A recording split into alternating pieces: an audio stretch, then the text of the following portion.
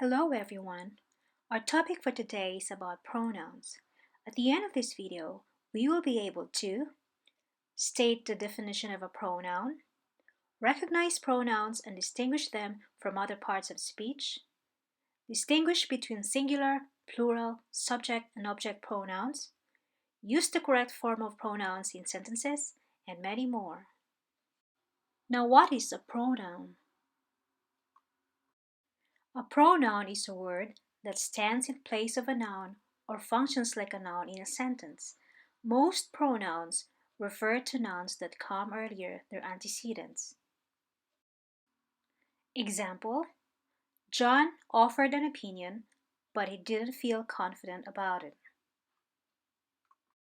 Here, John is the antecedent of the pronoun he, and opinion is the antecedent of the pronoun it. These are the 8 different types of pronoun. 1. Personal. 2. Impersonal. 3. Interrogative. 4. Relative. 5. Demonstrative. 6. Indefinite. 7. Reflexive or intensive. And 8. Reciprocal. Like nouns, pronouns perform several functions. These functions are the following.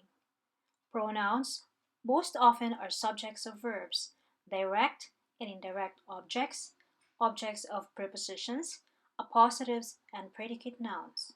Some pronouns are inflected much more than nouns, and some require closer proofreading for case, reference, and agreement than you might think.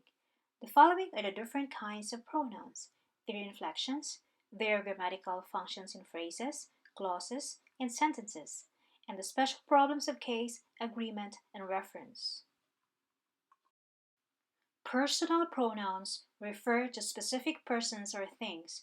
They are inflected in 4 ways. Here are the 4 inflections of personal pronouns. The first one is for person. We have first-person pronouns such as I and we refer to the person or persons doing the speaking or writing. The second-person pronouns such as you and yours refer to the person or persons being spoken or written to. The third-person pronouns such as he, she, it, they refer to the persons or things being spoken or written about. Number 2. For number. Singular pronouns such as I and she refer to individuals. Example: I am writing. She is writing. I and she are the singular pronouns in this example. Plural pronouns such as we and they refer to groups. Example: we are writing. They are writing. Note that the second person you can either be singular or plural. Number 3 is for gender, also known as second and third person pronouns. Masculine pronouns such as he, him, his refer to males. Feminine pronouns such as she, her, hers refer to females. The neuter pronouns such as it refers to ideas or things, and sometimes to animals. Note that in the plural forms we, you, they, and etc., there is no indication of gender. Number 4 is for case.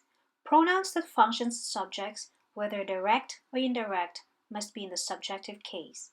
Example: I paint. She paints. They are painting. Pronouns that function as objects, whether direct or indirect, must be in the objective case. Example: the idea hit them. Tell her the idea. Tell it to me. The underlined words are the pronouns in this example. Pronouns that indicate possession or ownership must be in the possessive case. Example: the turtle is his. This turtle is mine. Where is yours? Note that pronouns in the possessive case such as yours, theirs, its, hers, etc. do not take an apostrophe before the s to indicate possession. The following pronouns are categorized into singular, plural, subject, object, possessive pronoun, and possessive adjective. For singular, it's categorized to first person, second person, and third person. Subject, I, you, he, she, and it. Object, me, you, him, her, and it. Possessive pronoun, mine, yours, his, hers. Possessive adjective singular, my, your, his, her, its. Plural, first person, second person, and third person. Subject, we, you, they. Object, us, you, them. Possessive pronoun, ours, yours, theirs. And possessive adjective, our, your, their. Possessive or pronominal adjectives always precede nouns. Example, my car is in the shop. My is the pronoun and car is the noun. Possessive pronouns may function as subjects, objects, and predicate nouns. Example, let's take yours. In this example, yours is the pronoun. Note that you and it are inflected only for possessive case, that his serves as both possessive pronoun and possessive adjective, and that her serves as both objective case and possessive objective.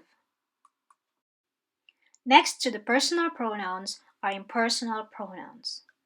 The impersonal pronoun one, meaning essentially a person, serves in place of a first, second, or third person pronoun.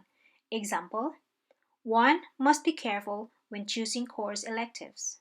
Another example, one must keep one's priorities straight. All of the underlined words are impersonal pronouns. The pronoun it is also used as an impersonal pronoun which refers to time, weather, distance, and the like. Examples, it is getting late. It's almost 4 o'clock. Another example, it's warm. It feels warmer than it did yesterday. It is 2 kilometers from here to the station. All of the underlined words are pronouns. Interrogative pronouns are question words used usually at or near the beginning of interrogative sentences. Who is inflected for objective and possessive case, which for possessive case only. The following are interrogative pronouns: who, which, what, whom, and whose.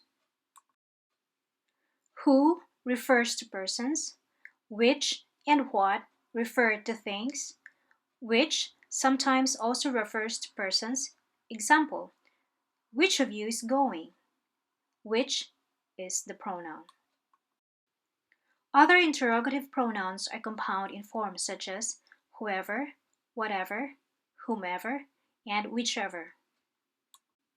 Examples, as a subject, who said that? Which of these experts are you citing? What is the expert's name? All the underlined words are the pronouns. As the direct object of verb. Examples, whom do you suggest for the position? What did you give Marcus for his property? As the object of a preposition. Examples, to whom did you recommend the film? To what do I owe this honor? All of the underlined words are pronouns. As an objective and complement. Examples, what did you call me? You've named the baby what? All of the underlined words are pronouns. In front of a noun, an interrogative word functions as an interrogative adjective. Examples, whose bag is this? Which car shall we take? All of the underlined words in these examples are pronouns. Relative pronouns usually introduces an adjective clause called a relative clause, in which it functions as subject, object, or object of a preposition. The pronoun links or relates the clause to an antecedent in the same sentence, a noun or pronoun or noun phrase that the whole clause modifies. The principal relative pronouns are who, which, and that. Who and what are inflected for case, subjective, objective, and possessive. Who refers to persons and sometimes to animals thought of as persons. Which refers to things. That refers to either a person or thing. Example: Ruby, who is playing the drums, is going to be a star. The underlined word is who. Who is used as subject of verb, and Ruby is the clause modifier. Another example: Joel contacted the reporter whom he had met at the crime scene. The underlined word in this example is whom. Whom is used as a direct object. Clause modifies reporter. Another example: At midnight, Johan began to revise her essay, which was due in the morning. Which is the underlined word. It is used as a subject of the verb was. Clause modifies essay. Last example: She avoided working on the report that she is having trouble with. That is the underlined word. It is used as object of preposition with. Clause modifies report.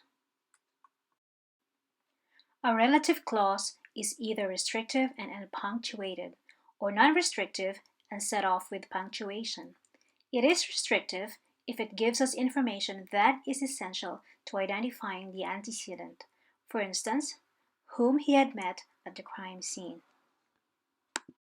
It is non-restrictive if the information it gives us is not essential to identifying the antecedent and could be left out of the sentence. For example, which was due in the morning. If the relative pronoun in a restrictive clause is the object of a verb or a preposition, it can usually be omitted. Examples: Joel contacted the reporter whom or that he had met. She avoided working on the report that or which she was having trouble. All of those underlined words are pronouns. If the preposition is placed before the pronoun, example, with which, the pronoun cannot be omitted. Example: She was working on the report with which she was having trouble with. The underlined word which is the pronoun. When whose precedes and modifies a noun in a relative clause, it functions as what it is called a relative adjective. Example: Jana was the one whose advice he most valued. In this example, whose is the pronoun. A relative adverb, often, when, or where, introduces a relative clause. Example: Here's an aerial photo of town where I live. Where is the underlined word. The clause where I live modifies the noun town. Another example: My parents told me about the time when I ate a crayon. When is the underlined word. The when clause modifies the noun time. Whatever, whoever, whomever, whichever are also considered relative pronouns even though they introduce noun clauses.